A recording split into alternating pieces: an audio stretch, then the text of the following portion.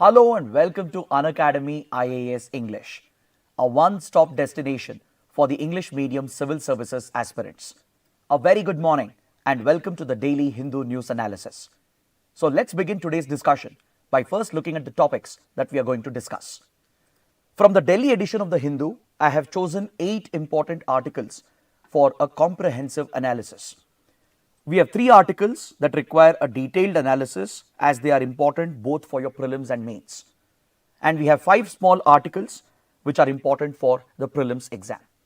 So let's cover all these articles comprehensively so that you don't have to go back and read the newspaper again.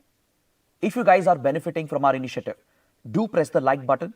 Don't forget to subscribe to our channel and do let us know what you think in the comment section. And also before we start, we have a very important announcement. On the account of Teachers' Day, we are glad to launch a new initiative called Success in Prelims in order to help you prepare for the upcoming prelims exam.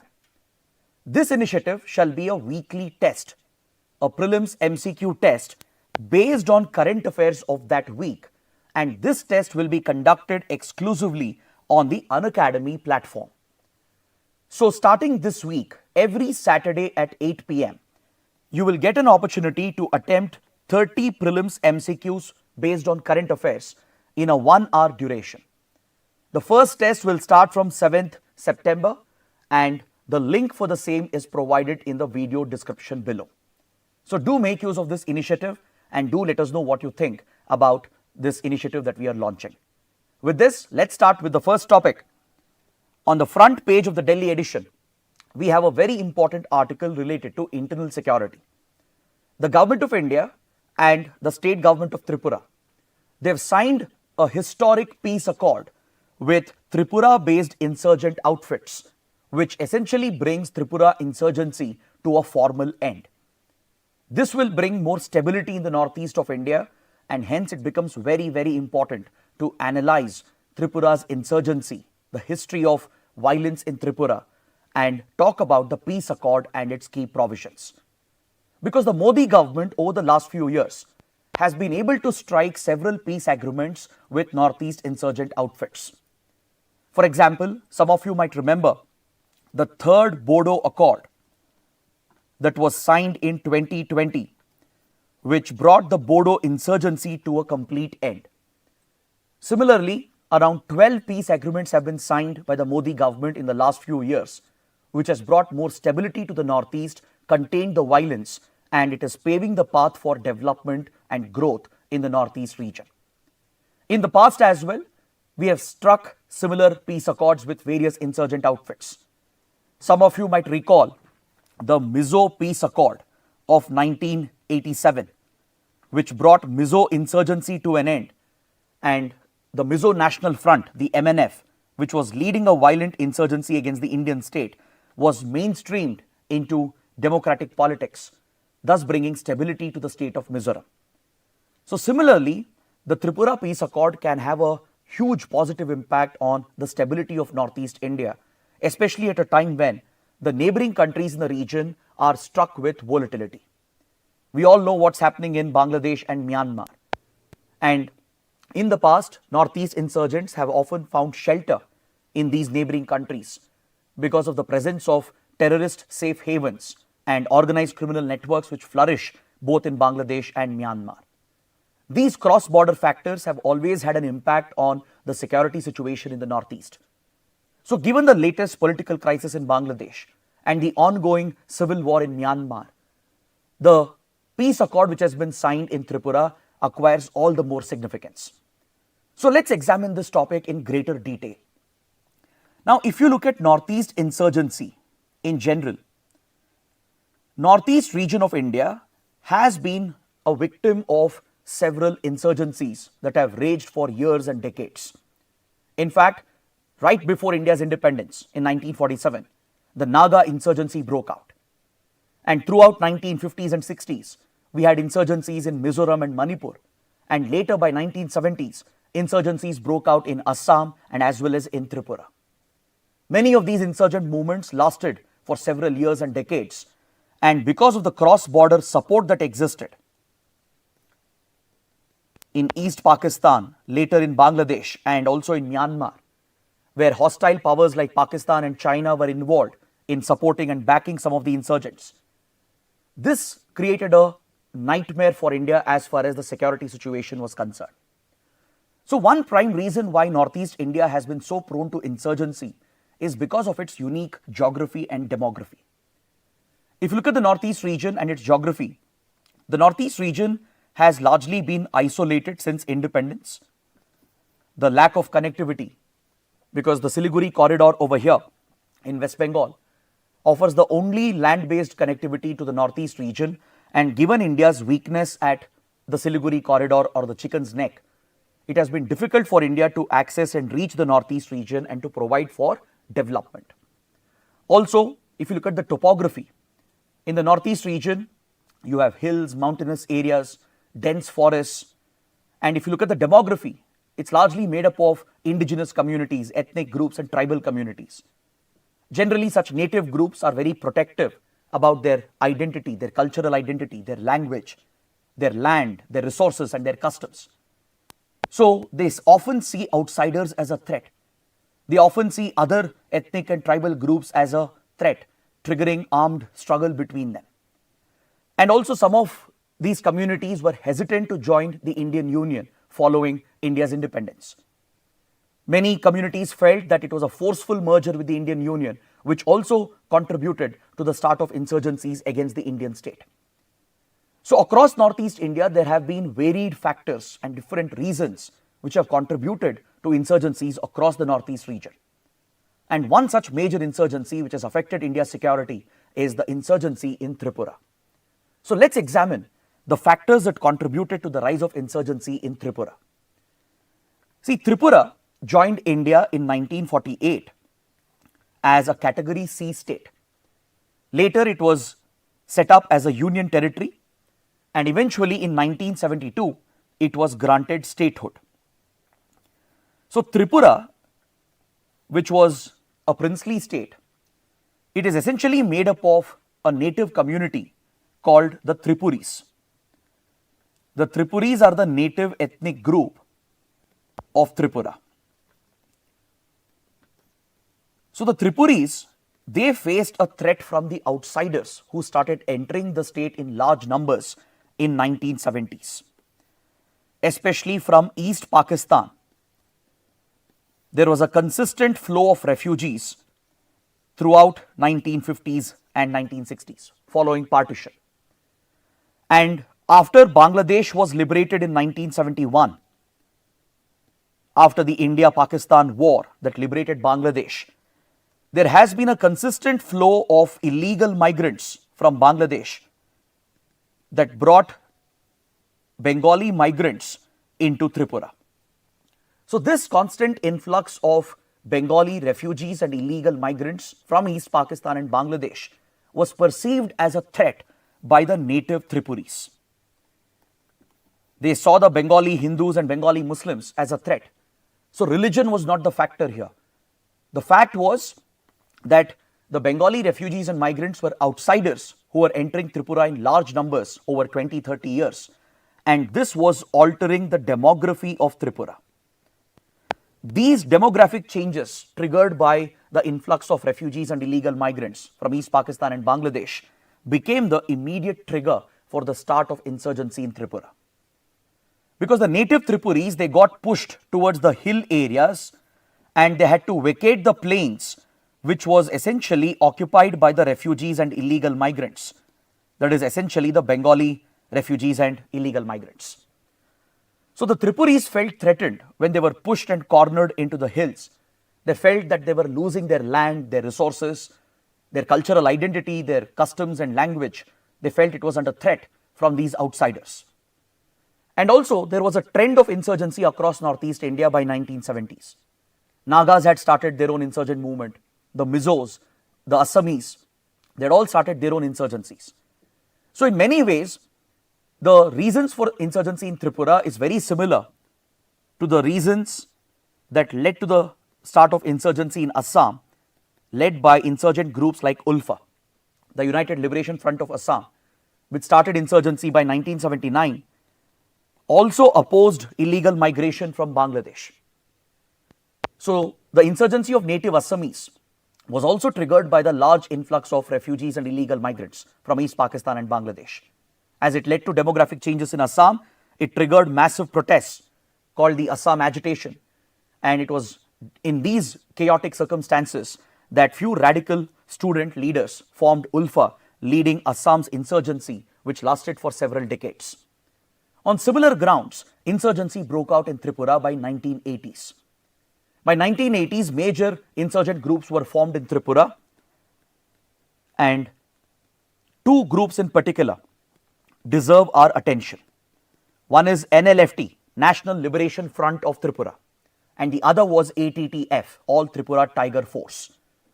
These two Tripura-based insurgent groups, they declared a war against India. They held the Indian state responsible for failing to plug the influx of refugees and illegal migrants, and they opposed the integration of Tripura with India. And they started a separatist movement to break Tripura away from India, and Tripuri nationalism took root, which triggered this insurgency against the Indian state. And what is ironic is that the very same insurgents who were opposing the influx of illegal migrants from Bangladesh, they went and took shelter in Bangladesh as they were getting support from the hostile government that existed back then in Bangladesh. Back in 1980s, we had pro-Pakistan military regime in Bangladesh. In 1990s, the Bangladesh Nationalist Party, the BNP, would come to power, which is also seen as a pro-Pakistan party. So at the behest of Pakistan's intelligence agency, the ISI, Tripura-based outfits such as NLFT and ATTF, they got tremendous support in Bangladesh. They could easily establish a safe haven where they could hide from Indian security forces.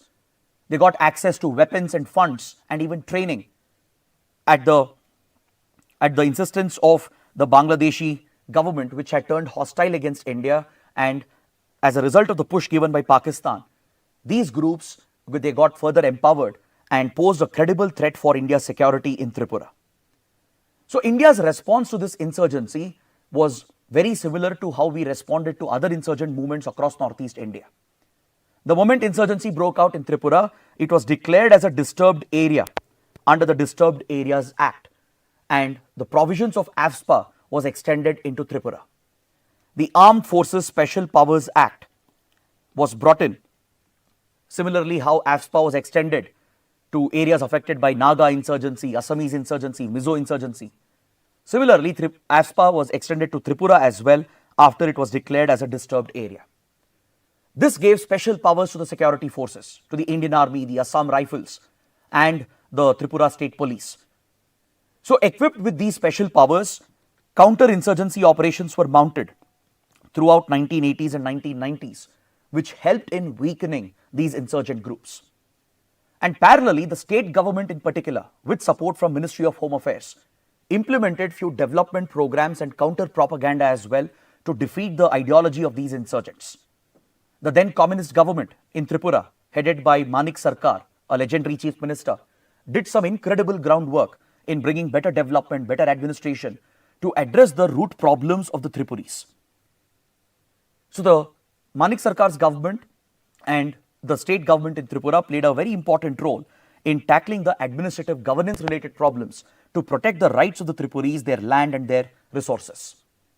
The center would back up the state government, and the intelligence agencies also successfully ran a counter propaganda to defeat the propaganda of the extremists.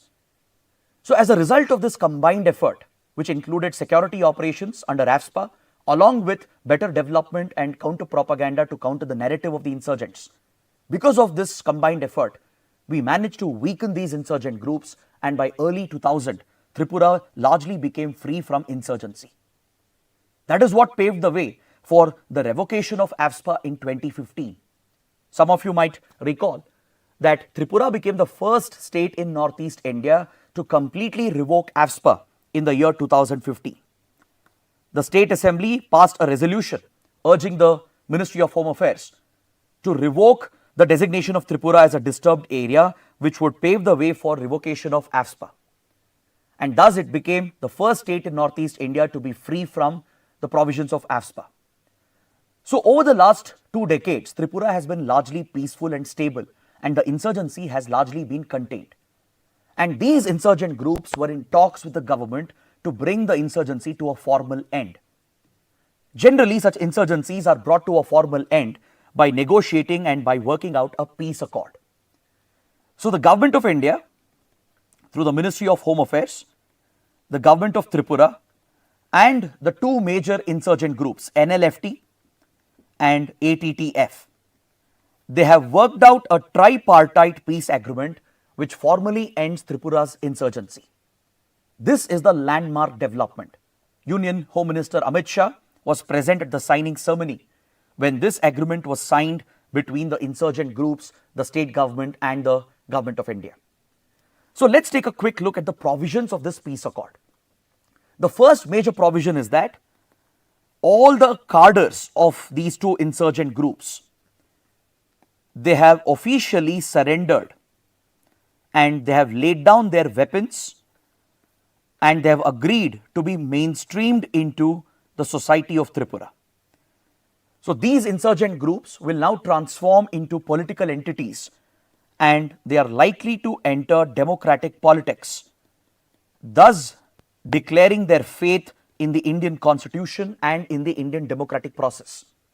This is very similar to the Mizo Peace Accord of 1987, which mainstreamed the Mizo National Front into the state's politics.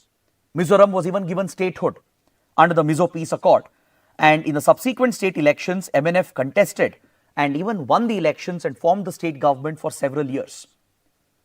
In fact, the MNF leader, Pu Laldenga, who was a designated terrorist at one point, would even become the chief minister of Mizoram after the insurgent group transformed itself and entered mainstream politics. So something similar might happen in Tripura as well, where these insurgent groups have now formally surrendered, ending their insurgency, and they are going to be mainstreamed into the society of Tripura. They are likely to be transformed into political entities. They might even enter democratic politics and contest elections. And this is one way of conflict resolution. Because resolving internal conflicts cannot always be done just by using force.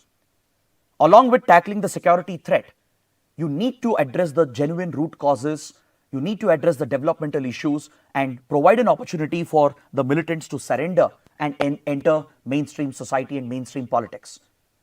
So India has a history of doing this with various insurgent groups, and accordingly, the Tripura Peace Accord has been worked out by the government of India. Along with this, the government has promised a special development package of 250 crore rupees to provide for the development of Tripura, especially the areas where Tripuris inhabit the hill areas and the plain areas. These specific regions will receive 250 crores worth of financial support from the central government focused on developmental projects and infrastructure projects which can create opportunities for Tripuris, which will bring further development, prosperity and stability to the state. So this is what you need to understand from this important article. You can expect a prelims question related to Tripura insurgency, or maybe a mains question, a 10 or 15 mark question based on the Tripura Peace Accord. So what is the impact of the peace accord? It will essentially bring greater stability into the region. It will pave the way for greater development in Tripura, and it cements the peace that had been achieved in Tripura nearly 2 decades ago. See, Tripura has been free from insurgency from almost 20 years. Following the security operations of 1990s and following the better development and the counter narrative built by the state government, insurgency had been weakened and almost eliminated by early 2000. But now it formalizes the peace, brings greater stability not just to Tripura but across the northeast region at a sensitive time when our neighboring countries are going through greater instability. The crisis in Bangladesh and Myanmar has always been bad news for India, particularly for the security situation in the northeast. So in that regard, this peace accord will have a huge impact to stabilize the northeast region and to bring greater development to the state of Tripura. So based on this, you can expect a question like this. UPSC might ask you to examine the rise and fall of insurgency in Tripura where you are expected to talk about the background, the factors which contributed to insurgency in Tripura, and how the government countered the insurgency. And a discussion on the key provisions of the Tripura Peace Accord, which has been recently signed. So it's a straightforward question. So I expect all of you to use the points that we have discussed and build an answer around it and structure that into a good answer which can be suitable for this question. So what you can do is you can start out with a good introduction about insurgency in Northeast India in general. You can just paint a picture in one small paragraph regarding how Northeast India has been historically affected by various insurgencies, and you can briefly mention the common factors, the general factors that have contributed to insurgency in Northeast India. In the body, you can specifically talk about the insurgency in Tripura, the reasons, the rough timeline, and how India countered the insurgency.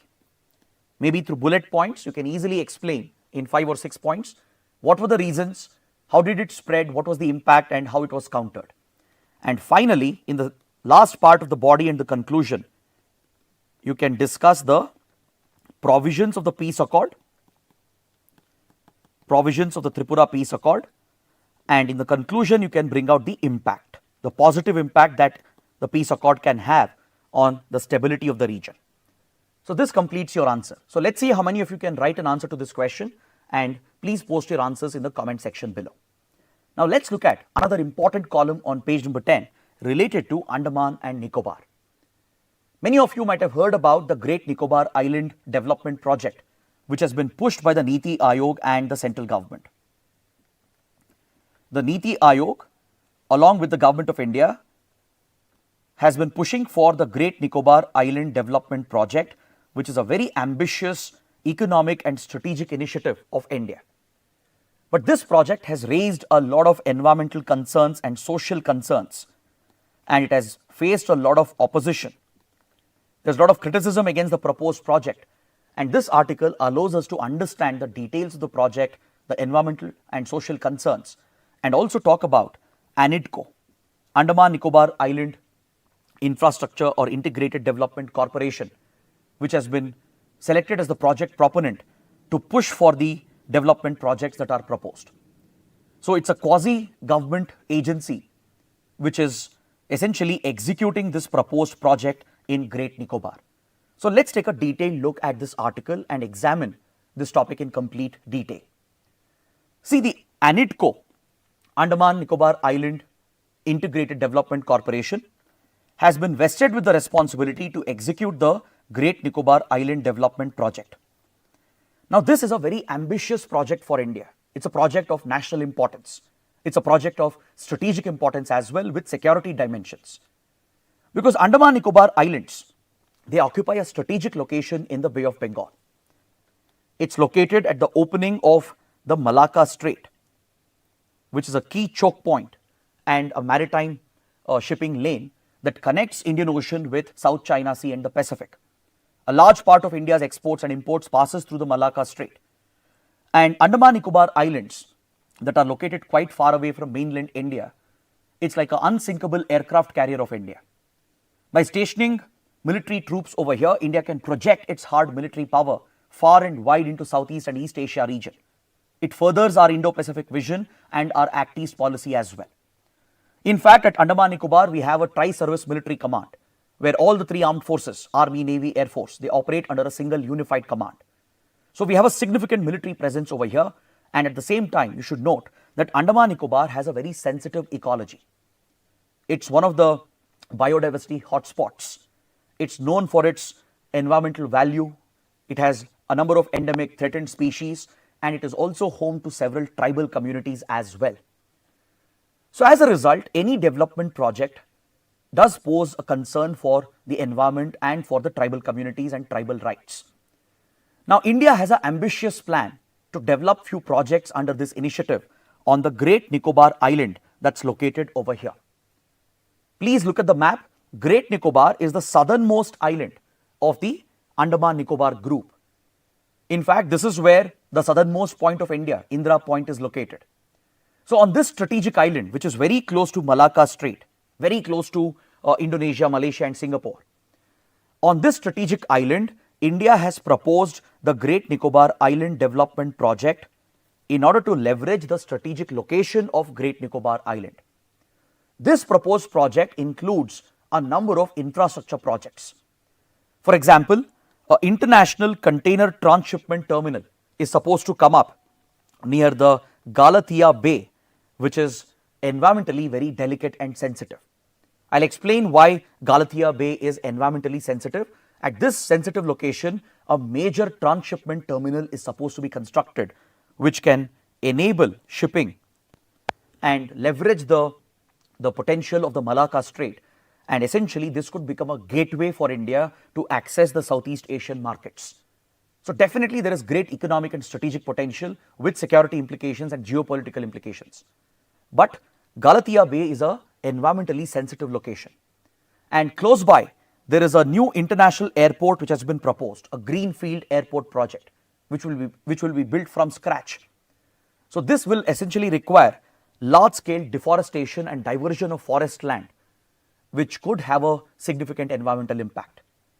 And along with that, a township and area development project has been proposed to boost tourism as well, as Andaman Nicobar Islands have great tourist potential.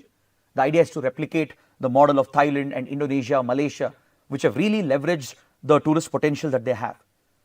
So a township and area development program has been proposed, and as well as a major power plant, a solar and gas-based power plant. A relatively cleaner energy project has been proposed to meet the energy needs of the Great Nicobar Island and these mega projects that are being pushed by the government. So collectively, all these projects are part of Great Nicobar Island Development Project, which entails a funding of 72,000 crore rupees. In fact, this project was proposed many years ago, and finally it has come alive, and the government has already granted the necessary clearances. Environmental clearances have been provided, and ANIDCO is supposed to execute this project.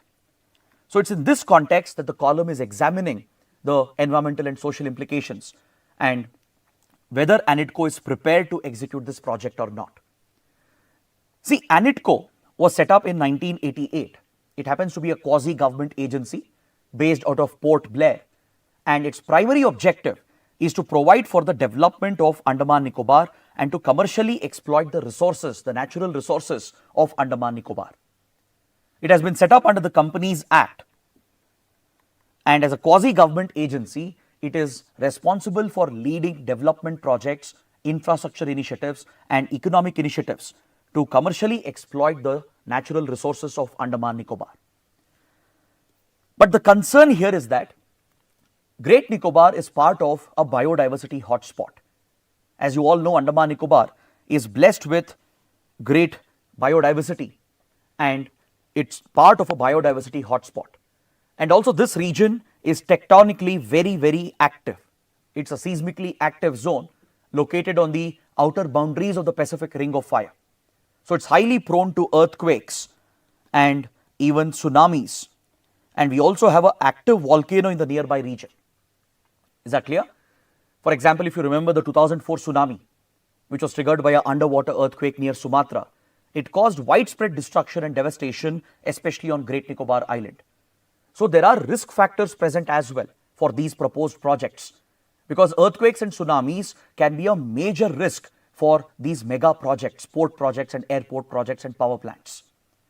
And also there are indigenous communities present here which have some special rights and special protection. So let's take a slightly detailed look at this. If you look at the environmental concerns, at Great Nicobar, which is the southernmost part of India, you have lush rainforests which receives sufficient rainfall, particularly during the monsoon season. It receives very heavy rainfall and it's blessed with rainforests. It has a great biodiversity with a number of endemic species. A number of native species are found over here, and many of the species found here, flora and fauna, they are threatened. Some of them are endangered and critically endangered. Some of them are listed as vulnerable on the IUCN Red List. For example, you have the giant leatherback turtle, the Nicobar megapod, a bird which is endemic to the Nicobar region, the great Nicobar crake, Nicobar crab-eating macaw, and the Nicobar tree shrew, and many others. So it is a very sensitive habitat, a delicate biodiversity hotspot, which is facing enormous pressure because of anthropogenic factors. So any such mega project which involves forest diversion and destruction of forest land will pose a threat to the habitat and the species that inhabit them. There is a dense mangrove cover as well. In fact, the mangroves of the Nicobar Island is what protected some of the areas during the 2004 tsunami, because mangroves act as a natural buffer against such disasters. So Great Nicobar has a rich coverage of mangroves and pandan forests, especially towards the east and southeast region where some of these projects are proposed. If you look at the social aspect, Great Nicobar is home to two important indigenous communities, very sensitive, isolated indigenous communities, the Shompen and the Nicobarese. I don't know if you know this, the Shompen are found in very small numbers. Their population is hardly 300 to 400 individuals. And this community is primarily a hunter-gatherer community. So they still live in a very traditional manner. They are not exposed much to the outside world, and their sustenance is dependent on their ability to draw resources from the forests. They basically collect forest produce, they hunt some basic animals for food and sustenance. So given the vulnerability of this community, their isolation, their backwardness, Shompen tribe has been recognized as a PVTG. It's one of the particularly vulnerable tribal groups which enjoys special protection under the ST category. Coming to the Nicobarese are of two types. You have the Great Nicobarese and the Little Nicobarese. Together, their population is hardly around 1,500, not more than that. There are maybe around 400, 500 individuals of Great Nicobarese and around 800 odd individuals of Little Nicobarese. So in total, roughly, their population is somewhere between 1,300 to 1,500. So primarily, Nicobarese are farming and fishing community. They rely on the sea for their sustenance. They carry out basic sustainable fishing, and they also practice farming near the mangrove wetlands that are present. So any destruction of the forest land, the marine ecosystem could adversely affect these communities which are dependent on these natural resources. So that is the concern being expressed here.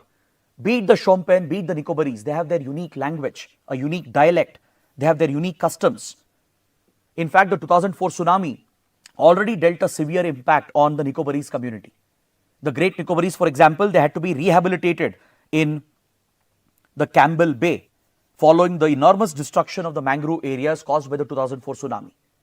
The Little Nicobarese also have been rehabilitated and settled in Afra Bay. They are also found in Pulo Milo and Little Nicobar Island. So there are few other families from the outside as well. Usually ex-military personnel who are part of the Tri-Service Command are settled at Great Nicobar along with these native communities. So this small population that is present here, right, and most of them are indigenous tribal communities, they face a threat, they are vulnerable. So these projects could pose a bigger threat to their very survival, their existence, their language and their customs. Their livelihood, their sustenance could be affected because of these mega projects that have been proposed. That is the concern being expressed by the critics. Because the project proposed involves diversion of forest land. About 130 square kilometers of forest land will be diverted along with enabling deforestation. Because if you look at the Greenfield Airport, which will be built from scratch, it will require clearing of the forest land to pave the way for the international airport. The transshipment terminal which has been proposed will be a mega project which will likely cause an impact on the coastal marine environment, affecting the coral reefs and the fisheries that are present in Great Nicobar. So this will have a detrimental impact on the marine environment, on the rainforests and as well as on the tribal communities. In fact, the government has already denotified a couple of protected areas in order to pave the way for these projects. The Galathea Bay Wildlife Sanctuary, which is a key habitat for the turtles, the giant leatherback turtles, it has been denotified as a wildlife sanctuary. And even the Megapod Wildlife Sanctuary, which was critical for protection of the Nicobar megapod, which is a threatened bird, right? These protected areas have been denotified by the government, even though Galathea Bay is recognized as a critical habitat for the giant leatherback turtles under the National Marine Turtle Action Plan. So this is what raises concerns amongst environmental groups and environmentalists. That is why they are opposing the project, because these species are already protected under Schedule 1 of the Wildlife Protection Act, which is the highest category of protection. In fact, a local tribal organization that represents tribal welfare and tribal rights even withdrew the NOC which was given for the project after it was discovered that ANITCO had hidden the actual intention and the details of the project. Once the impact on tribal communities became clear, the Tribal Council of Great Nicobar and Little Nicobar withdrew the NOC which had been provided by stating that the consensus process has been hastened and the government was blamed for not consulting with the community, for not bringing them on board. So it shows that the processes, the environmental audits, the impact assessment, the social impact assessment, they have been cut short by the government in order to fast track these projects, given the economic and strategic and security significance. But at the same time, if you look at the counter argument, you need to understand and appreciate the environmental and social concerns as well. So right now the concern is that ANITCO doesn't even have an environmental policy. See, ANITCO is the project proponent which is going to execute and implement these projects. When the expert appraisal committee, which was set up by the Environment Ministry before granting environmental clearance, when it asked ANITCO whether you have an environmental policy, do you know how to conduct an environmental audit? Do you know what to do when there is an environmental crisis? ANITCO replied that they do not have any SOPs in place. ANITCO replied that they don't have an environmental policy, and on the board of directors there was no member who was an environmental expert.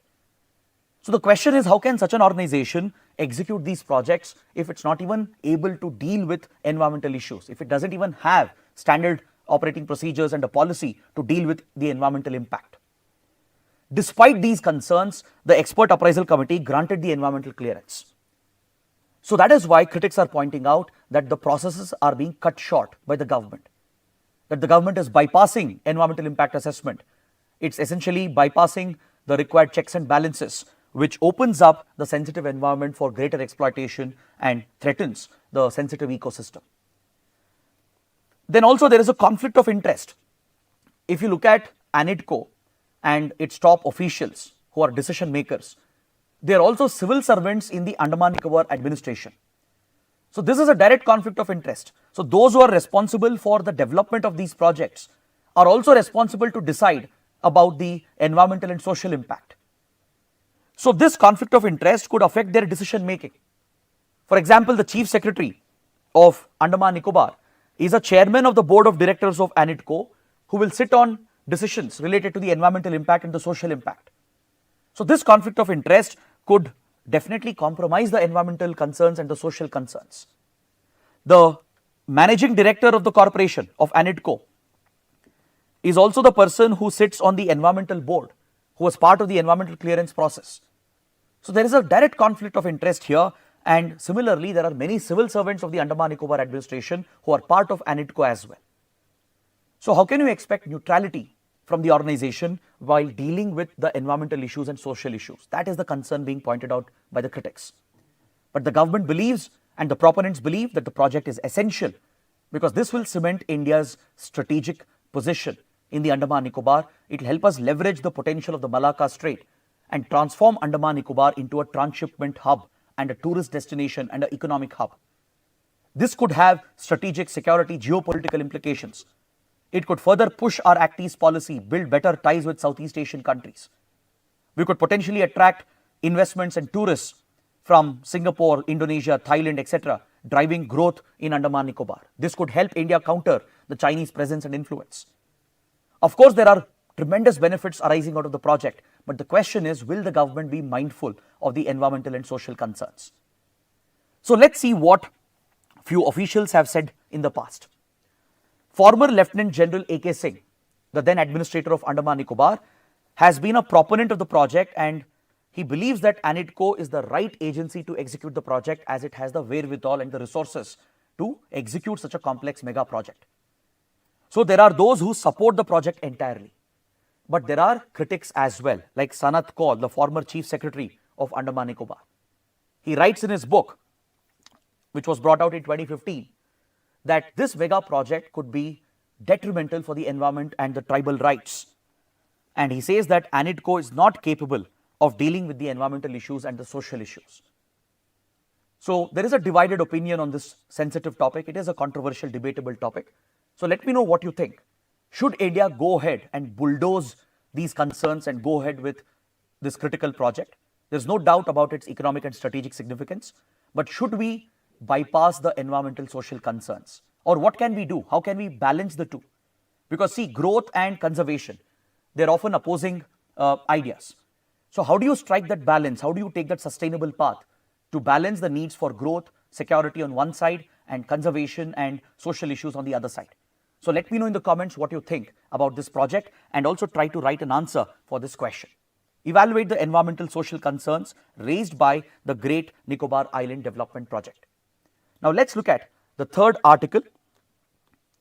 On page number 8, we have an editorial related to the topic of rape and securing justice to rape victims and delivering strict, effective punishment to the perpetrators. This editorial has been brought out because recently the West Bengal Legislative Assembly has passed an amendment bill. Following the horrific rape of a doctor at the RJ Kar Government Medical Hospital, there was massive outrage across India, large-scale protests, especially in Kolkata, and outrage on Indian social media as well. This horrific incident has highlighted the risk with regard to women's safety in the country, the way in which women are treated and how rapes are going unchecked and how it threatens the well-being of women. It brings out the social issues, the gender-related issues present in a patriarchal society, in an orthodox conservative society like India. So whenever such horrific incidents happen, naturally and understandably, there is huge outrage across the country, which is justified as well. Many of you might recall the Nirbhaya gang rape incident in the capital back in 2012-2013. That also triggered massive protests. And the then UPA government even constituted a committee under Justice J.S. Verma to provide recommendations to deal with women's safety. So there have been such repeat incidents. Of course, some rape incidents attract more media attention because of the horrific nature of the crime. But every day, every hour, multiple rapes are occurring. According to NCRB data from the National Crime Records Bureau, every hour 4 women are being raped in the country. And this is a shocking number which highlights the risk for women and how women are threatened and how the social issue remains unaddressed. In most cases where women face sexual abuse and sexual exploitation, sometimes it happens within their home, within their families, even at workplaces. So generally, whenever such horrific incidents happen, when there is an outrage, mob justice tends to take over. The mob mentality, the mob mindset of the crowd tends to take over, where people demand that the rape perpetrator should be castrated, should be hanged, should be killed. They even compare our criminal justice system with that of authoritarian regimes like Iran, Saudi Arabia and others, where death penalty, castration and beheadings are carried out as a form of punishment. Even encounters are justified. Some of you might recall the gang rape incident in Hyderabad, following which the Hyderabad police carried out an encounter and the whole country celebrated the encounter, even though there were questions raised on the legality of the encounter. Now the question here is, what should be the way out to protect women in the country? How do we deal with rape? How do we ensure justice? How do we punish the perpetrators and create a deterrent to prevent the crime from happening again? Many believe that death penalty is a way out. Even when the Nirbhaya gang rape incident happened and whenever such heinous sexual crimes have been committed, there is often a call for death penalty, castration and whatnot, which is often a form of retributive justice. It's about retribution, revenge. It's about hitting back at the perpetrator, which is seen as emotionally satisfying, not just for the victim and the family, but for the society in general. It's because of this clamor by the mob, by the crowd, that even governments, try to promote such retributive form of justice. For example, state governments, following the Nirbhaya gang rape incident, they brought out several amendments to criminal laws, which essentially brought out the death penalty for rape under certain circumstances. On similar lines, now West Bengal State Assembly has passed a bill, has brought out a bill, the Aparajita Women and Child Criminal Law Amendment Bill, which seeks to amend important laws related to women's safety.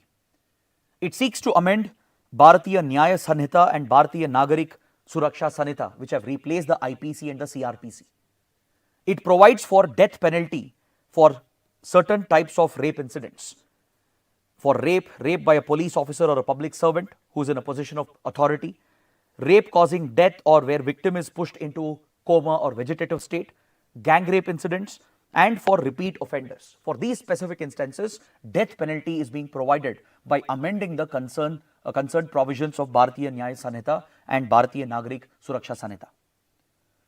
This bill proposed by West Bengal will set up special courts to try sexual offenders in a time-bound manner to deliver swift and quick justice.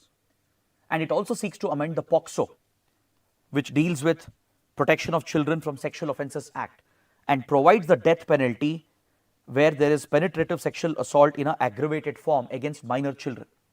So these are the proposed legal changes by the West Bengal government, and the bill is being brought out by the State Assembly. Of course, these changes will require the assent of the President, as it involves making changes, state-specific changes to the central laws such as BNS, BNSS and POCSO. Now the question is death penalty the way out? Will death penalty guarantee that rapes will not happen in the country? Will it guarantee women's safety?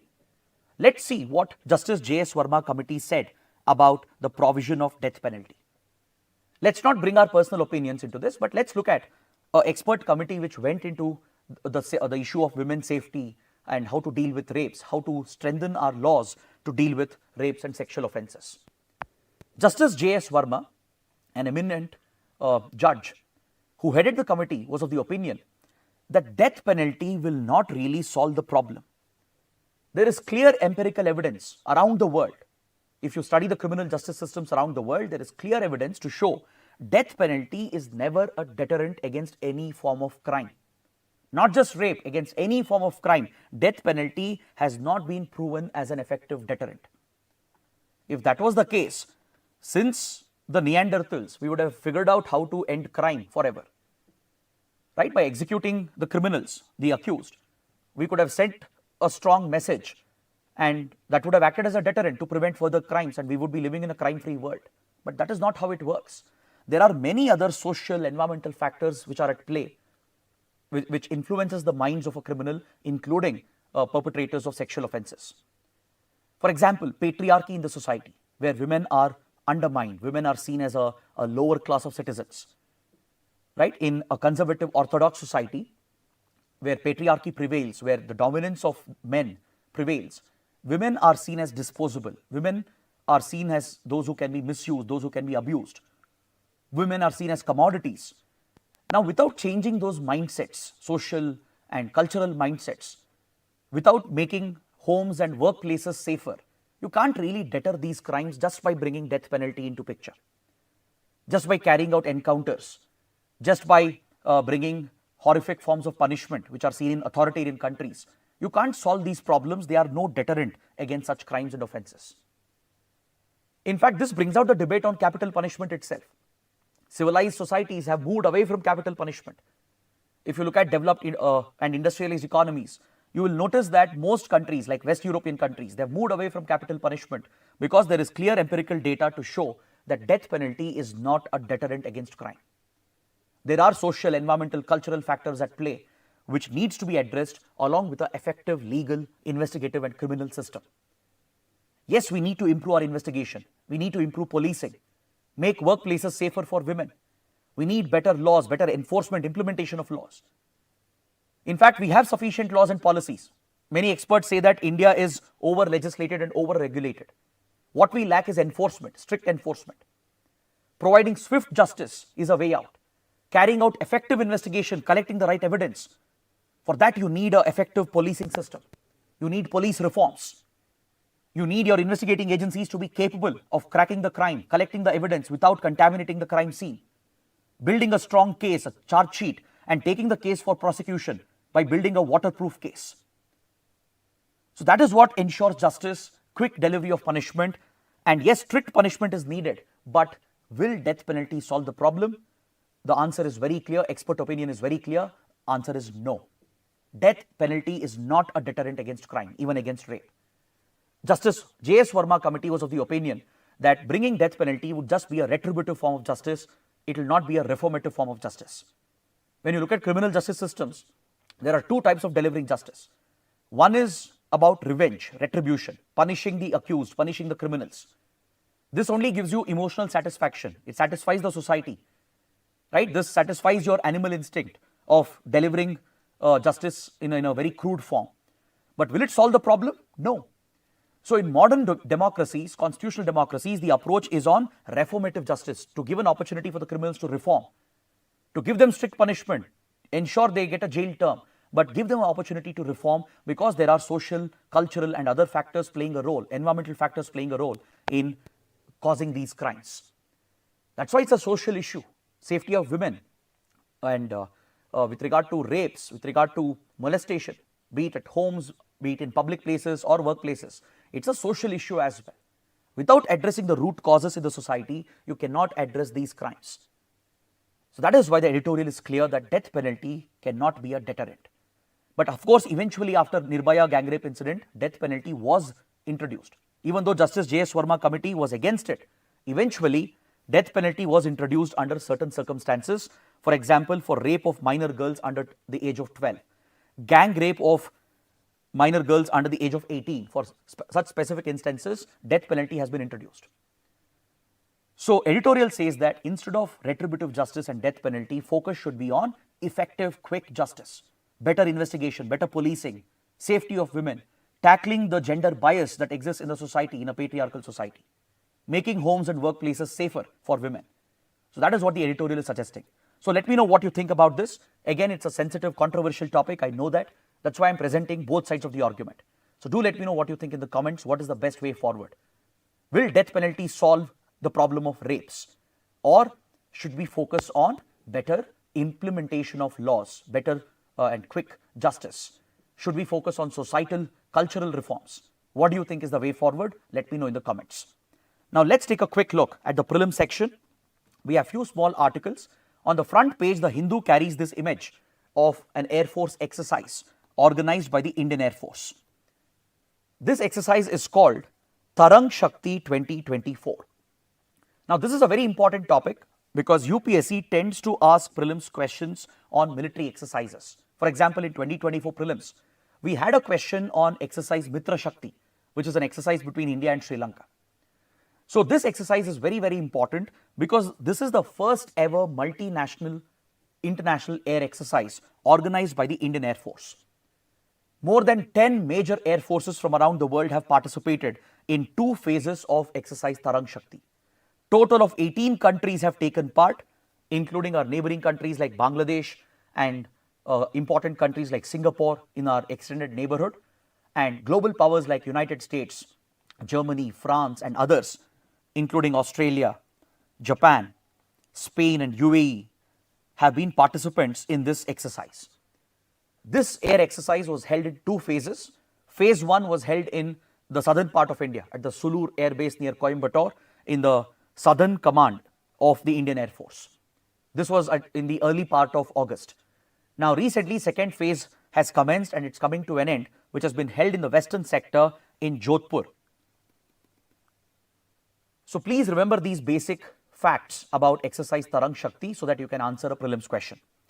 Next, on the front page, we have another devastating news from Northeast India. Deadly landslides have hit Nagaland. 6 people have been killed following heavy rains.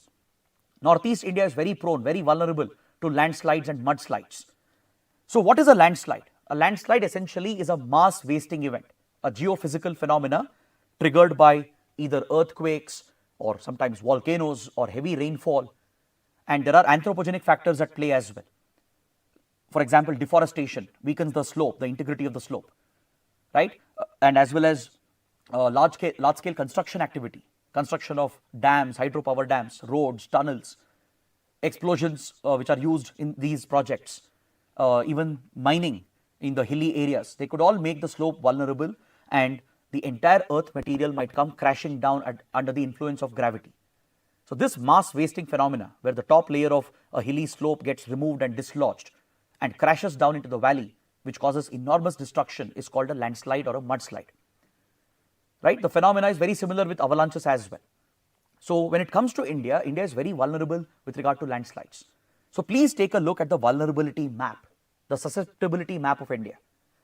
According to the Geological Survey of India and data from ISRO, nearly 12.6% of our land area is prone to the hazard of landslide.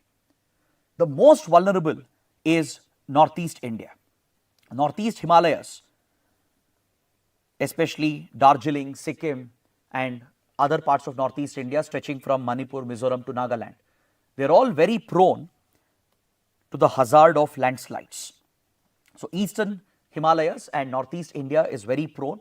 This is where the largest land area of the country is prone to landslides.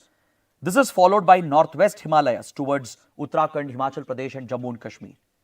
Then we have Western Ghats stretching from the Konkan Sahyadri region from Maharashtra, Goa to Karnataka, all the way to Kerala and Tamil Nadu. And even in parts of Eastern Ghats, especially at Araku Valley near Vishakhapatnam. These are the hilly mountainous regions of India which are highly prone to landslides.